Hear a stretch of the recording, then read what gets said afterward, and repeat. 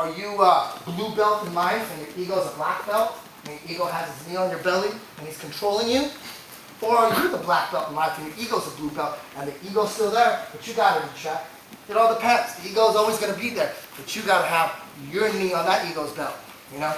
And for big guys like being big, and, you know, they like dominating. Everyone likes dominating. And when you're big, you know, when you're working, especially like I was talking about earlier, when you're on your knees, when you're starting in a class, when you start on your knees, man, if you're hell-bent to getting on top from your knees, I could tell in a second. If there's two dudes on their knees and they're battling on their knees and they're working on some kind of knee takedown, it's never going to come up in actual tournaments or anything, but they don't want to pull guard. That's just egos fucking smashing skulls together right there. Just pull guard, fuck it. You're going to fight that much? Get on top. Let me work my bottom game. No big deal. Unless if you're starting your rolling standing up, then work your takedowns. Work for that top position. Because as you're working, that's actually going to help you in competition. But when you start on your knees, fucking pull guard.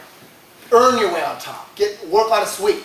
Get that top position. But, you know, if you're battling from your knees to get top position, that's just a huge sign that your ego is just too strong for you. All right? You shouldn't even be battling on your knees. And then big guys, you know, like I said, ego takes over, you want to dominate, and the reason why big guys usually don't have good guards, usually, there are some guys that are out there that have really good guards. Hodger Gracie has a great guard. Minotauro has a great guard. Overall, they just don't have good guards. But they should have the best guards.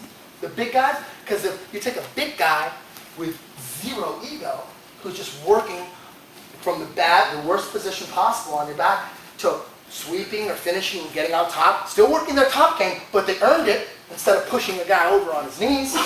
You know, little guys, it takes a long time, even for a little guy to develop a guard, because the little guys in the gym, they're forced, even though they're forced to work on their guard, man, they're the smallest guy in class. They got a big guy on top of them, smashing them. It's hard for them to even pull anything off. Yes, they're forced to work on their guard, but these guys are just smashing them. They can't work on anything. But a big guy can pull guard. No one's going to smash him. He's the biggest guy, so he can actually work on technique way more than a little guy can. A little guy's only going to be able to work on technique on guys his size or smaller guys. But if they're the smallest guy, it's going to be tough, right? But the big guys should have the best guards, because they can work on their guard every day, and they don't have to worry about really being stacked that much, so they can work on their technique. You know, but it doesn't work that way. Now, the big guys should have the best guards, really, but they don't. And it's all because, you know, you like dominating, you like being on top. Every night in Jiu Jitsu class, it's, you know, Abu Dhabi night. It's competition. Jiu Jitsu is the only sport where you compete every night. You know, egos are flaring.